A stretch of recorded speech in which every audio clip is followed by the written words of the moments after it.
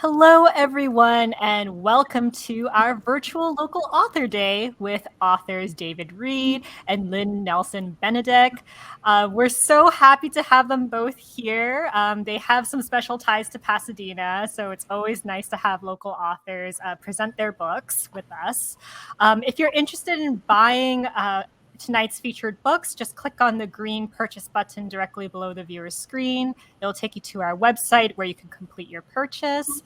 Vroman's is the oldest independent bookstore in Southern California, so any bit of support you can show us, we really appreciate it. Also, we have an audience Q&A for this event. If you have any questions for David or Lynn, just use the Ask a Question feature at the very bottom of the screen. Okay, so we have David going first. So let me briefly introduce David, and then he can get started on his presentation. So David Reed has spent a lifetime studying the natural world, from his youth in the woods, his university training, his apprenticeship as a stonemason, and his travels on bicycle to his career as an award-winning landscape architect. His career includes redesigning 4 major gardens in San Diego's Jewel, Balboa Park. His professional work has been published in Sunset Magazine, Garden Design Magazine, Building Stone Magazine, and many more. So with that said, I'm going to bring David full screen. All right, take it away, David. Well, thank you, Rira, and thank you to Vromans for having me, and thanks to all of you for joining in. So my book, Uphill and Into the Wind, is a real-life adventure, a memoir, the odyssey of a lifetime, and an immersion into the natural history of the continent. I'm going to share here. Okay. So in 1974, I rode my bicycle along with new friends, Rusty and Susie, 5,420 miles across the United States. We crossed the Continental Divide 11 times. We lived inseparably, almost exclusively outside for 5 months, riding rain or shine as we pedaled and backpacked through the land, witness to the sudden and surprising glories of nature. But as you might imagine, our journey wasn't all wildflowers and warblers. There were menacing encounters. I'd like to give you a taste.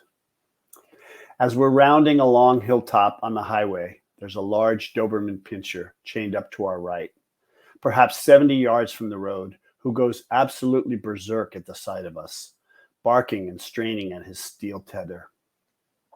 Somehow bicycles provoke dogs, and this one is completely unhinged. I had one too many scary encounters with Dobermans as a child, usually from the other side of a chain link fence. With their partly severed ears pointing sharply upward, they are Gestapo-like and vicious-looking, high-strung and bred to attack strangers. Twice, this one lunges so forcefully that the chain goes taut and his body flies out underneath him, snapping to rigid tension, while his neck stays chained tightly to the post, choking him and dropping him to the ground. What agony. I'm bringing up the rear and have a good vantage point to observe all this. The third time he lunges, the chain snaps. Realizing he's free, he scrambles to his feet, now in full froth and attack mode. My pace quickens, but I haven't reached the crest of the hill yet. I yell up to Rusty, "He broke the chain. Get moving." Thankfully, this time, Susie is well ahead. The top of this black and brown bullet streaks toward us just above the tall grass. He's moving fast enough to catch me. I'm slowly accelerating, gaining on Rusty, who's cranking fiercely as the mad dog closes in. 40 yards, then 30, 20. When he gets to the pavement, the evil creature picks up speed. Oh my God. He's only a few yards behind me, bent on blood, his eyes focused on me, and his biting teeth show from underneath snarling, foaming lips. I'm standing on the pedals, giving it all I've got, but he's so close, I can hear his lungs bellow and his claws on the pavement. Finally, we crest the hill. The maniacal dog is only a few feet behind me, but my 50 pounds of gear has now become an advantage, and my speed increases. Pulling away from him, my terror begins to subside as the angry beast gets smaller and smaller. The three of us must be doing almost 35 miles per hour. Once we're outrunning him, we don't look back, but when we do, he's still there, unrelenting. My heart is pounding. He chases us for over a mile before giving up. Dog encounter number 1. On the bright side, spring is in full swing. Along the road, we pass dogwoods flowering in white and pink profusion. They're everywhere, at the edge of the woods and in people's yards. Phlox are purple and white carpets in formal regalia.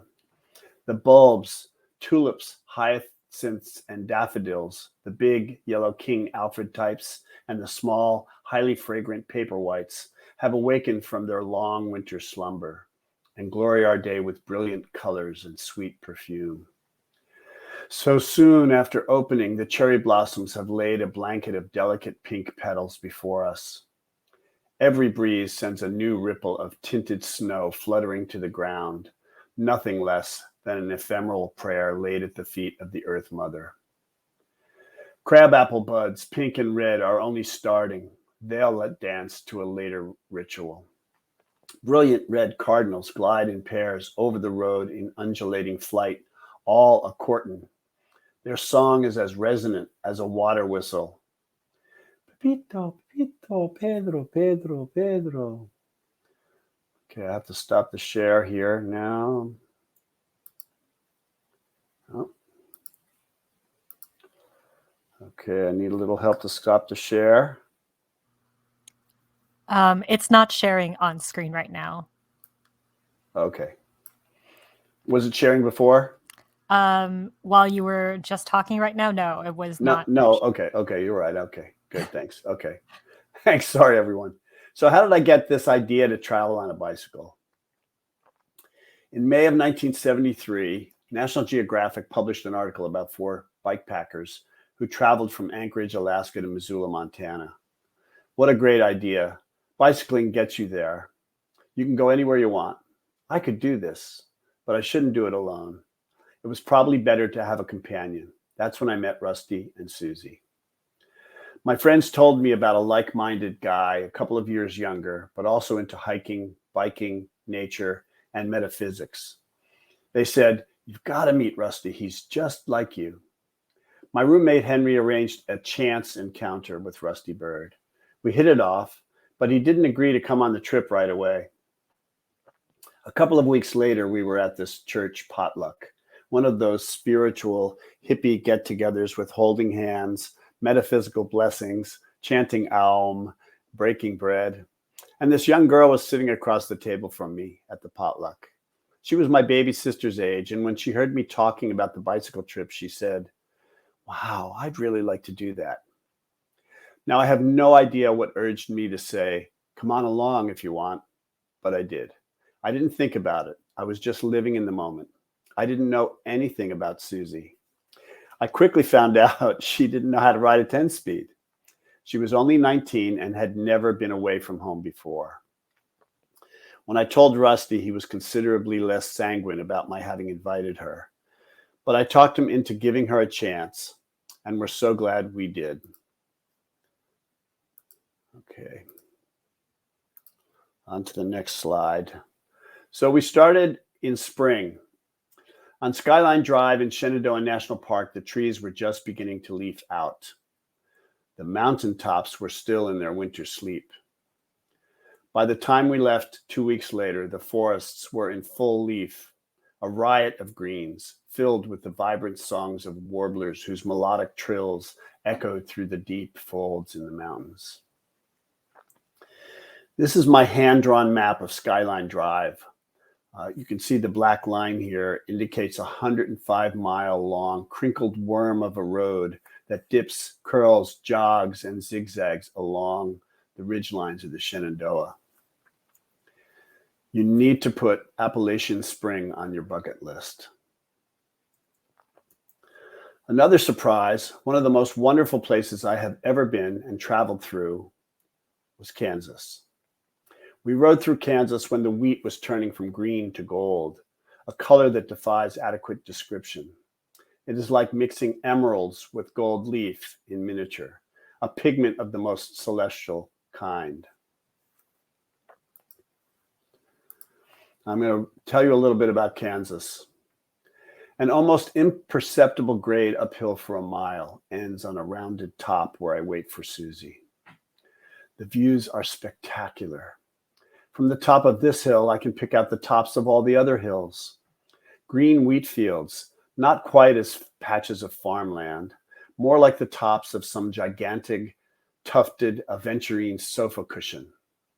The panorama is forever. Is it 20 miles? 30?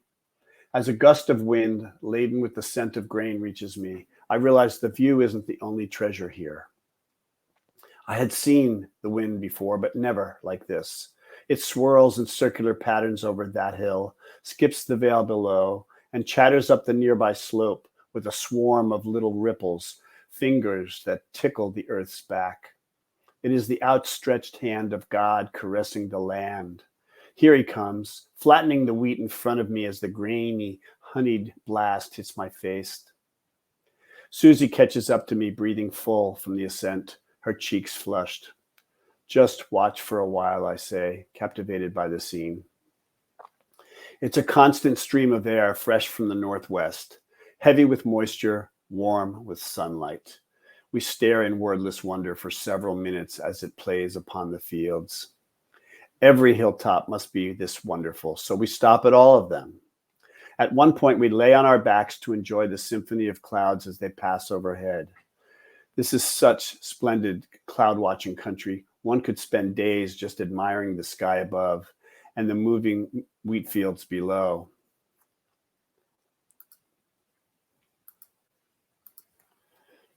Now, people told us, is it doing it? Let's see. People told us that Kansas was all flat. It's boring. I couldn't wait to get through Kansas, they said. Kansas is not flat. It's on a giant semi-continental slope. The eastern border is at elevation 800 feet. The western edge is at 4,000 feet.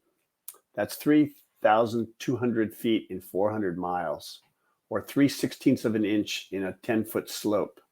Barely enough to get water to flow as it snakes back and forth across the wheat-laden prairie. In central Kansas, we would come upon a little rise in the land, only a few to several feet high, and not steep enough to have to downshift. 3 or 4 hours later, there'd be another rise, and then another. But we didn't come down from them. You would never perceive that in a car. Something else you'd never notice in the car were the wildflowers that grow scattered and in patches by the roadside.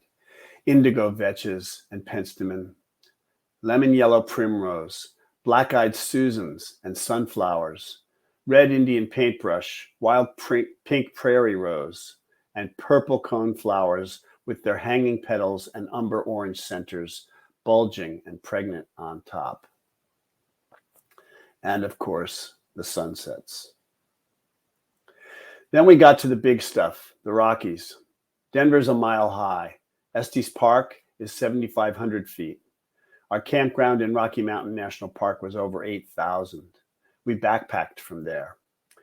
We also climbed Long's Peak, which at elevation 14,256 feet is the highest peak in the park. This is a view from the top. Interestingly enough, when I was finishing the book, I learned that there was much more snow in the Rockies than there is today. Fortunately for us, with ice axes, crampons, and rope, that was the case because I would not want to go where we went without the snow. At one point, just beyond the lower left of this slide, there's a drop-off of 1,000 feet where I had to fight myself not to look down. Sorry, this one, just to the lower right. Then we made our first bicycle crossing of the Continental Divide, Trail Ridge Road, the highest pass in North America at 12,183 feet. We thought we were a big deal cycling over this road until we met a 64-year-old man doing the same thing that day. Old Young Paul, we called him. It was very humbling. Going down the other side, down 4,000 feet, was even more thrilling. We passed cars that didn't catch up to us for over an hour. This is partway down from the top of Rabbit Ears Pass in Colorado, another crossing of the divide. Our 11th crossing of the divide was at Logan Pass in Glacier National Park. We spent 2.5 weeks at Glacier day hiking. Now, the trees on the western side of Glacier were much taller than the east side, and heading west, the trees on the west side of the North Cascades were even taller. Our journey continued through the boreal forests of the Northwest until we reached the misty Pacific at the edge of Olympic National Park, through the domain of logging trucks and down the coast for 1,000 miles. But when you talk about trees, none are as tall as the mighty redwoods, the most regal of forest kings. Here's our all-time favorite photo from the trip, the evening after we climbed Long's Peak in Colorado. We call this the Skippy Peanut Butter photo. Now, because of the pandemic, most everything's been virtual, and I've not been able to sign many copies of my book. Some of the copies at Vroman's are signed already, but if you get yours and it's not signed, I've come up with the next best thing, a way to inscribe your book from afar. It's a book plate, as pictured here, recreated from a sketch in my journal. It represents the exact arrangement of the moon, Venus, and Jupiter on the first sunrise of our journey. If you'd like one, you can send a self-addressed stamped envelope to me, and I'll return it with a personal inscription.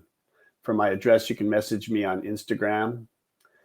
Okay, so now, in addition to the journals I kept, I have to show you, I had 7 journals from that year. I brought 15 pounds of camera gear with me on this trip, long before the cell phone and the GoPro. I had 36 rolls of mostly Kodachrome slide film with mailers, so all I had to do was drop it in a mailbox when I was done. From that, I have almost 200 real keepers, most of whom are cited in the book with a little eye-shaped icon. I wanted to have some centerfold images, but because most books are printed on cream paper, the photos would have to be in black and white. But I was set on having my photos in living color. So near the back of the book, and this is the only spoiler I'll share, I have a little QR code which links to a place on my website with the photos, maps, and sketches in living color marked in the book. The maps are in the book too, and I drew the skyline map with watercolor, Prismacolor, pencils, and ink. The journals I kept allowed me to chart our route later when I started writing. I chose a physical map because it shows the geography, the land. Only large cities, Chicago, New York, are noted, and even then as small dots. And the highways, not at all. It's all about the land, which is how a bicyclist experiences it. On a bicycle, one perceives the land up close, fast enough to notice the patterns, slow enough to feel them. That wonderful physical map that you saw the video of, and that's on the QR code, is courtesy of Tom Patterson of the U.S. National Park Service. Now, in closing, I'd like to say it takes a village. I'm deeply indebted to my wife, Carolyn, who not only indulged me the time to write, but was my Sunday morning editor, offering well-placed commentary and encouragement. I also want to thank my writing teacher, Judy Reeves, for her expert guidance over the last 4 years, and my writing group, too. My editors, Jennifer Silva Redmond and Lori Gibson, helped me trim my manuscript and keep the story moving forward. And a special thanks to Acorn Publishing for guiding me through the process. Without them, I'd still be writing query letters instead of working on my book. Thank you very much. All right, so let me come back on screen. All right, thank you so much, David. My pleasure. All right, so I'm gonna bring Lynn up next. So give me 1 second. Okay, hi, Lynn. Hey. All right, so next we have Lynn presenting. Lynn Nelson Benedek earned her MFA in writing at Pacific University in Forest Grove, Oregon. She has had poems published in a number of journals and in 6 anthologies. Her first full-length poetry collection, I Was Going to Be a Cowgirl, was published by Kelsey Books in 2017. And her second poetry collection, When a Peacock Speaks to You in a Dream, nice title, by the way, was published in 2018. A longtime psychotherapist, Lynn is passionate about human connection and believes in the power of poetry to heal, connect, and transform us. And she's going to be sharing some of her poetry in her presentation today. So, Lynn, take it away. Thank you, Rira, and thank you so much, David, for that wonderful reading. I can't wait to read your book. I'm going to begin with an ode to Vroman in prose. I was born at the Huntington Hospital and raised in Pasadena. I was confirmed at the Pasadena Presbyterian Church, but my most frequented houses of worship were Canterbury Records and Vroman's Bookstore. Books and music saved me, companions in times of greatest sorrow and greatest joy. Vroman's provided literary entertainment for sure, an escape from ordinary life, and vicarious adventure.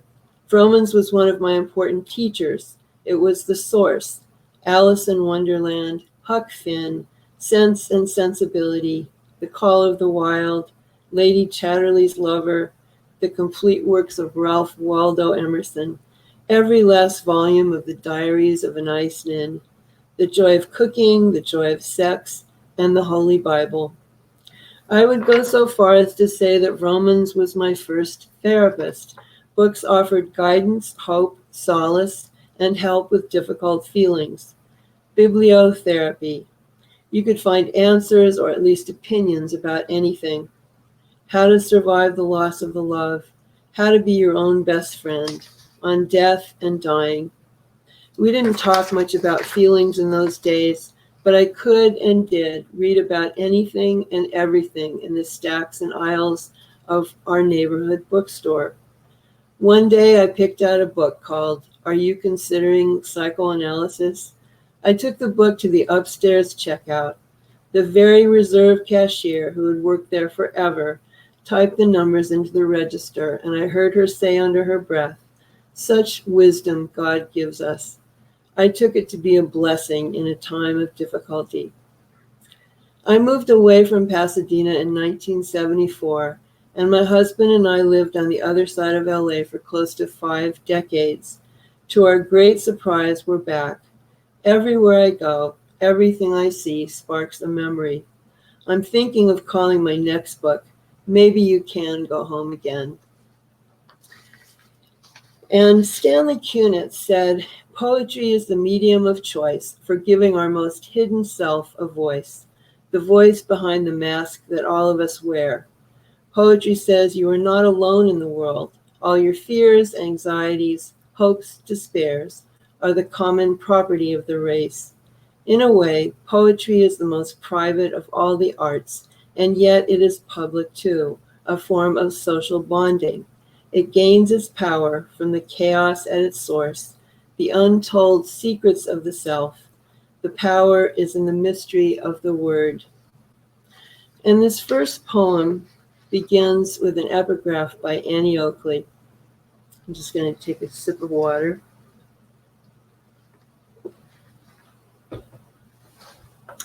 Out west, I ain't afraid to love a man.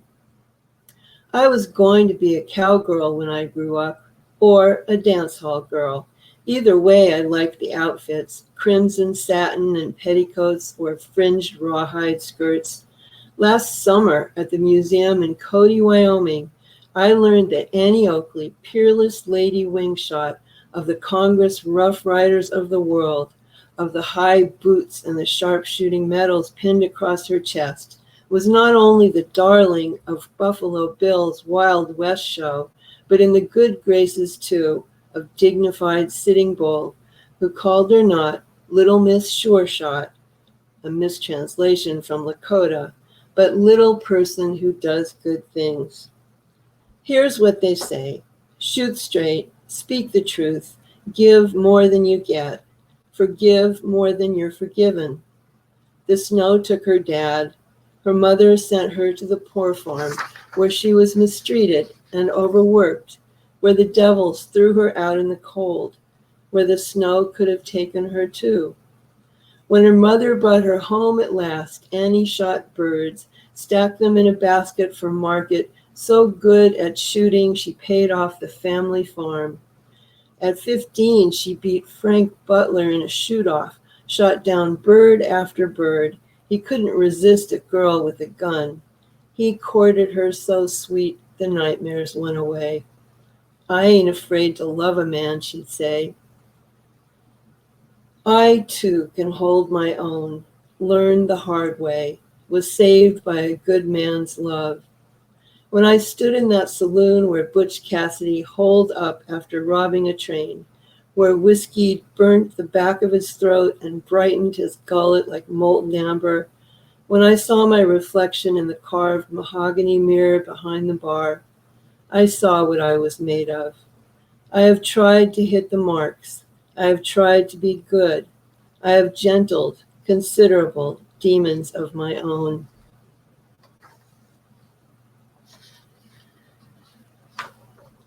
Next is an artist statement in the form of a list poem, and a list of things I want my poems to contain or to be, metaphorically. Ars Poetica. A few feathers, a ton of bricks, considerable rocks, a big grin, a lot of grit, joy, pain, an inside joke or two, a smile, a sigh, a deep breath, plain words and fancy, bees, butterflies, both or neither, a punch in the gut, music, sonorous or tripping, a change of heart, a flash of truth, a Hail Mary pass and 4 hallelujahs, part contrivance, part wonder, part pawn shop, part patisserie, mostly song and 1 part prayer, shaggy and ragtag or button down, spare or rambling depending, part sage, part buffoon, part preacher, part teacher, part stripper to Bigfoot's britches, part doubt and part faith, part gingerbread, part opium, part teacup, part star.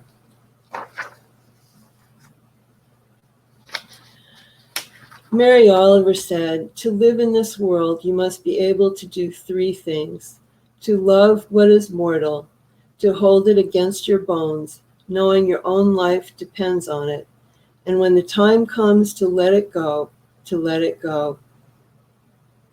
Here's a poem about grief. It begins with an epigraph from The Wizard of Oz. Exquisite grief. Oh, but anyway, Toto, we're home, and this is my room, and you're all here, and I'm not going to leave here ever again because I love you all. When Dorothy says, I'm going to miss you most of all, it goes in like a drug. When Dorothy says, there's no place like home, I cry. It hasn't been 2 months since my mother's death. Watching the movie in the dorm with girls I hardly know, girls in flannel pajamas, girls eating popcorn with butter and salt.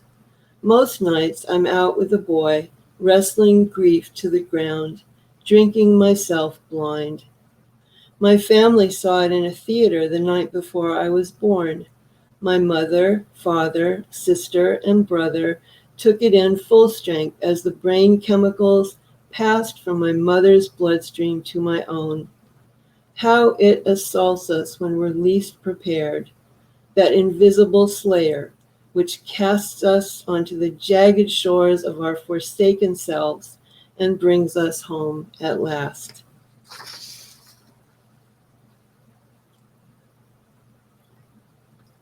And here is a poem about relentlessness. Forget everything I am about to say. Be a shy child. Find solace in furry creatures and rocking chairs. Fear abandonment. Feel unlovable. Above all, carry shame. Smoke too many cigarettes. Find your worth in the opinion of others. Die inside when your mother dies. Believe me, it's your fault. Drink a lot. You'll be bolder on alcohol. Decide not to love or need anyone like that again. Resist philosophy and its easy answers. Do not make peace with impermanence.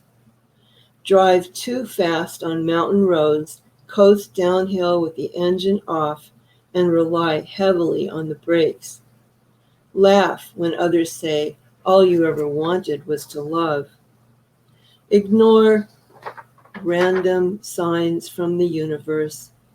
Do your best to override any rosy opinion of yourself.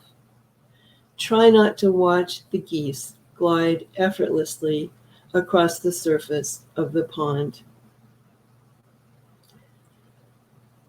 Next is a poem inspired by a photograph taken long ago, and it happens to be the photograph on the cover of the new book. Portrait of the artist as a young woman. Is this the girl in all her messy glory? Yes, this is the girl in her messy glory. No, she does not play that guitar. Yes, the photographer is in love with the girl. She does comb her hair sometimes, yes, and the girl did just have her way with the photographer. Yes, she made that dress herself on her grandmother's singer. Yardage, courtesy of Calico Corners. Is that blood on the tracks? Yes. And Modigliani's Woman with Cigarette tacked to the wall? Yes. It is 1975. Yes. Next in queue, Coltrane in Paris. Yes, most definitely a Deutsche Grammophon album cover on the receiver. Tristan and Isolde spinning on the turntable. And yes, those are her Winstons. Does the girl have everything she needs? Yes, the girl has everything she needs. And the next poem is for my husband, and the title is From the Owl and the Pussycat.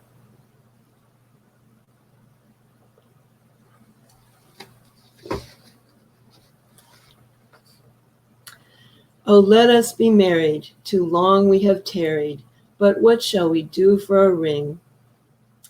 Here's what I think about why we've made it this far, because on our first camping trip, he called himself Liver-Eaten Benedek, and because he remembers the Longfellow poem he memorized in 3rd grade, because he likes to celebrate his birthday with a lobster roll and a nice jar of pickles, because when he came to pick me up for our first date, which he might never have asked me on because he was shy, he showed up in his blue VW Bug that rattled and sputtered like a cartoon car, but he could make that thing go.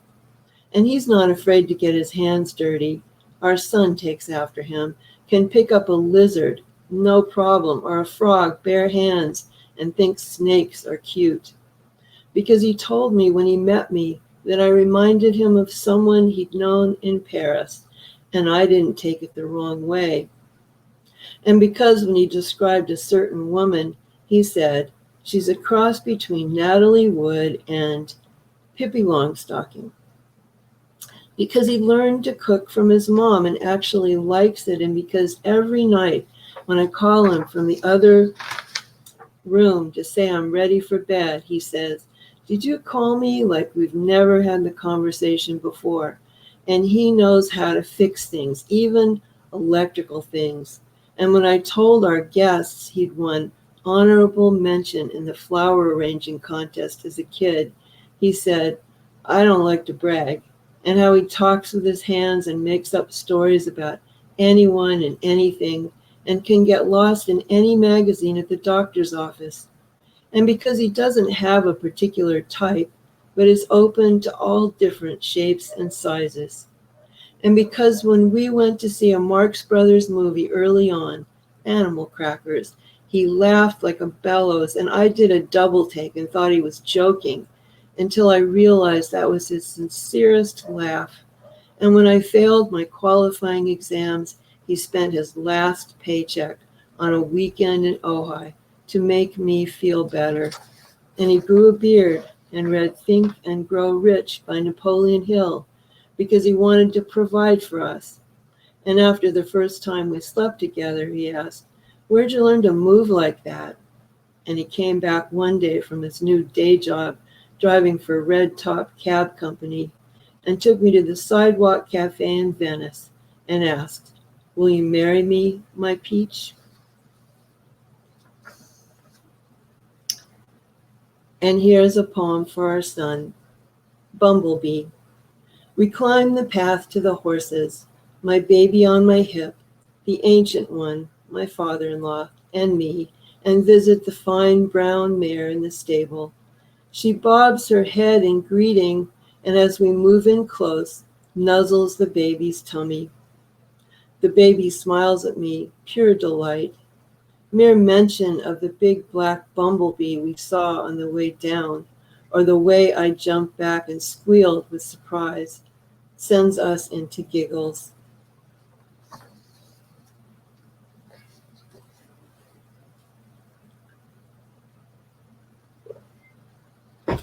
And this last poem is a benediction and begins with an epigraph by Basho. Boozy on blossoms, a bee staggers out of the peony. The wisteria trunk, 20 years strong, twists up the legs of the arbor. Lilies of the Nile break through the ground from nowhere this drought year. We're putting in plants that hold water like camels, redbud, matilaha poppies, euphorbia, butterfly bush, buffalo grass. We ourselves, like weeds, are hard to destroy. I should have been a sylvanologist, a student of woods and forests, like Carl von Dittersdorf, whose Divertimento in D for violin, viola, and cello I heard on the radio on my drive home. Home again, I watch and wait for the sun to drop behind the mountain. I live for the way the landscape delivers itself up in layers. Avocado tree, shake roof, brick chimney, massive oak, ivy-covered slope, 3 palms, breeze dance of fronds, mountain range, lavender gray. An owl I can hear but not see calls out in response. Our back fence of weathered redwood is twined round with potato vine, leaves and clusters of star blossoms bright lit with the last burst of sun. At my back, out of view, beds planted with sweet-scented jasmine, angel's trumpet, and climbing roses. A spider has spun a web from one branch of the avocado to another. A breeze catches it, and it wavers, silvery in the light, but does not break. Tomorrow the mountain will be bridled in light again. Watching where I stepped this morning, I saw a scorpion. It had not stung a single one of us. I hugged 2 white pines and laid my hand on another. May we grow strong as we hold on to each other. May our human flesh be spared the bite of snake. May we not forget the intoxication of the air, the song of the bee, or the flower drunk on its own liquor. Thank you, Romans, for having me, and thank you all for being here, and stay safe and be well. Thank you, Lynn, so much. Let me bring David back on so we could do our audience Q&A. So let me bring David back here. To say that was so wonderful, Lynn. Thank you. Oh, That was a wonderful reading. Yes, virtual applause in the chat. Yeah, yours was spectacular. Thank you. All right, so we're going to be doing some audience questions. So if you have any questions for our authors today, just use the Ask Question button at the very bottom of the screen. Okay, so let me just go through what we have here. This question is from Melissa, and it's for David. How has this trip influenced your work as a landscape architect? Wow, that's an interesting question, because I was already trained as a landscape architect before I took the trip. But I have to say, I think it made me feel more conscious and sensitive to the natural landscape. Everything was perfect before we came along. And so it's always given me a dose of humility, when I'm creating designs. They're artificial. I mean, I do have some projects that are completely revegetative. So the mission is to put back nature like it was. And there's a great joy in that, although getting it to come about in the hands of a contractor is another matter. But I'd say the biggest thing is just giving me an increased sensitivity to the landscape and what it means for all of us. Thanks. All right, so this question is for you, Lynn, and it's from Patty. The poems Lynn reads sound so natural to speech. How much do you find you edit from the original first draft? That's a wonderful question, Patty, and it just really depends from poem to poem.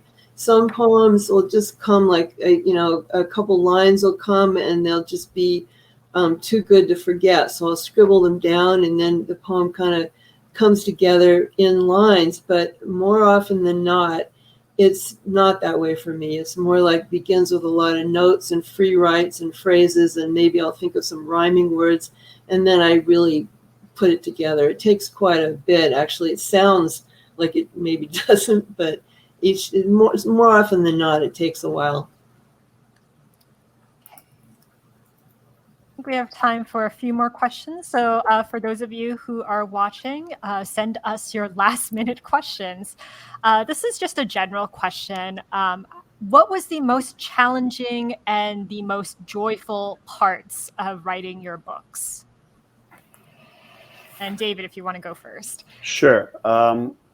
So the most challenging part for me was editing. My book is a little unique because it came from journals. It was a through story. There's only one little flashback in the beginning of the book. But editing is like polishing. And I think of sculptors who, they get a piece of marble and they rough it out. And, you can see there's inspiration there, but there's a lot of grunt work, a lot of grueling work that takes to polish. And this book took me over 6 years to polish. So that's the challenging part. The most joyful part for me was after transcribing these, there's a lot of stuff here.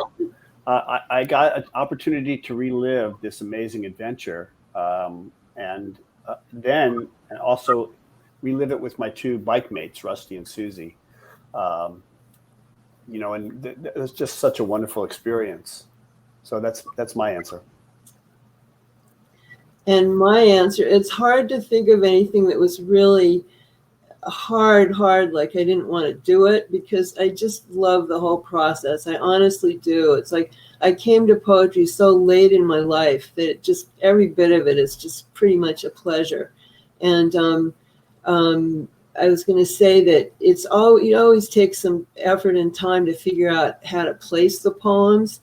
And, sometimes you go with sound patterns or image patterns or thematic things, or sometimes chronologically. So that's sometimes a little daunting, but honestly, I just love it all. And I love poetry. I love writing poetry. And I love it when people join me on this writing poetry path.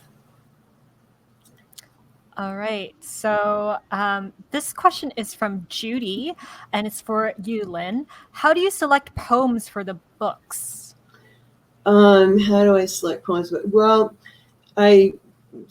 for one thing, I pick the work that seems like worthy of being in a book, in my opinion. Maybe not everyone's opinion, but in my opinion. So some of them get left out just because I think they're just never going to be quite what I want them to be, no matter how hard I've tried. And then also thematic, like every one of my books has kind of been somewhat thematic. The first one was very much about coming of age, but also has to do with growing up in the West and all that. And then the second one was very much about dreams as it connected to my life. And this last one was very inspired by my journey with my singing class and my wonderful singing teacher, and just learning to kind of to get out of my own way and just do it for the joy of it and not be so self-conscious about singing. And that applies to poetry too in many ways. Okay, so we have a question. Hold on, let me see. Oh, there's a duplicate question. But this question's from David, actually.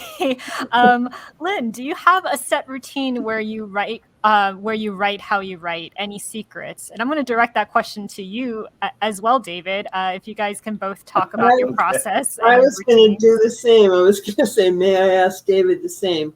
Routine. I wish I could say I was one of those people who just, gets up in the morning and writes for a couple hours. I'm not. It's much more fits and starts. It's much more like I'll get a thought or someone will share a prompt with me and that'll get me started, or I'll read a poem and it's so wonderful, somebody else's poem, so wonderful, I just need to write a poem. It's very much fits and starts, and I used to blame myself and judge myself for that. I don't anymore, because somehow or other they do get written. I'm not sure how, but they do. So how about you, David? So I think routine is important. And I am still writing now. I'm in a reading critique group, so I have to produce every other week. And it's a wonderful force to be placed on because it keeps me moving. I learned something wonderful from my son when he went away to college. He gave me a book by Twyla Tharp called The Creative Habit, Learn It and Use It for Life. And I was so taken by this book that I bought one for every member of my staff in my company. Wow. Twyla Tharp has a routine. She gets up really early, like 5 o'clock in the morning, stretches, all this stuff before she dances and so on. So I've tried to develop my routine. I have a spot. It's my power spot now. And I get up very early in the morning, and I like to do my most creative thinking then. The other thing that I do whenever I get stuck on something, I try to mix up what I'm doing with something else and come back to it. When I was designing landscapes, what I would do is I would walk away. I would get in a block, or we call it designer's block, and I would walk away, and I'd come back a little while later, and I'd turn the whole drawing upside down and try it again. But I think routine's important. I was encouraged to write every day. It doesn't happen every day to me, but I try to do it as often as I can. It's really interesting that both of you have very different routines. That was such a thoughtful question, David. Thank you for adding that into the question box.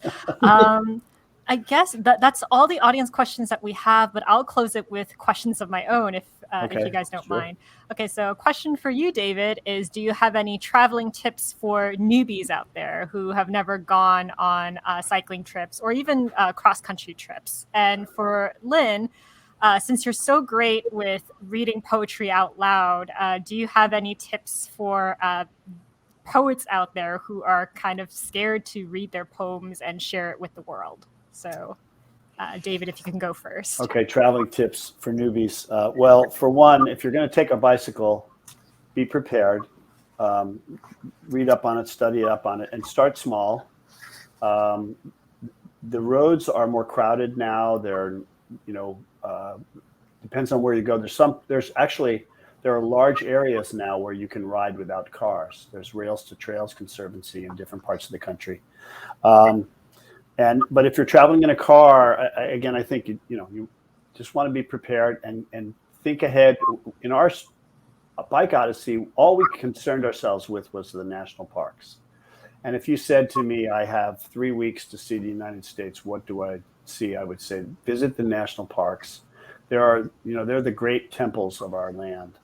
The other thing I would tell you is, keep a journal and write your thoughts down, because you never know, if you didn't have something 45 years later, you could go back to and read everything. So journals are important. Photos are great. I wouldn't try to do too much on social media while you're traveling. I'd want you to get into the moment more. Excellent tips. All right, Lynn, your tips for new poets out there. Oh, I'm so happy that you think that I read them okay. I don't have a huge amount of confidence reading my poetry, but this time was more fun than it's ever been because I worked with my singing teacher, and she gave me many, many thoughts about articulatory agility, including that exercise on articulatory agility. And she was saying that because Southern Californians tend to sort of be a little lazy in their speech and not articulate very much, it takes, takes some work to try to do that. And when I hear myself back, if I record a little piece of a poem that I've read, often I do find it's a little slurry. So if I really just try to hit all the consonants and use the tips that Heather taught me, then I do better. Okay, that's really interesting, singing lessons to improve your articulation and poetry. Well, thank you to everyone who tuned in tonight. I know we have some people who are from outside of California, some people in the East Coast in the chat here. So thank you so much for dealing with the time difference. If you would like to purchase a copy of David's or Lynn's books, just use the green purchase button directly below the viewer screen. Like David said, we might have some signed copies available. Just make sure to write signed copy in the order comments in case we do have those available at our store. And for those of you who tuned in late, don't worry, a replay of this talk will be available after the broadcast ends. So you'll be able to re-watch the entire event from beginning to end. All right, I think that about does it. Congratulations again, David, Lynn, for your book. Thank you so much. It was a pleasure having you both, and stay safe and have a good night, everyone. Thank you so Great much. to be here. Thank you. Bye-bye. Wonderful. All right,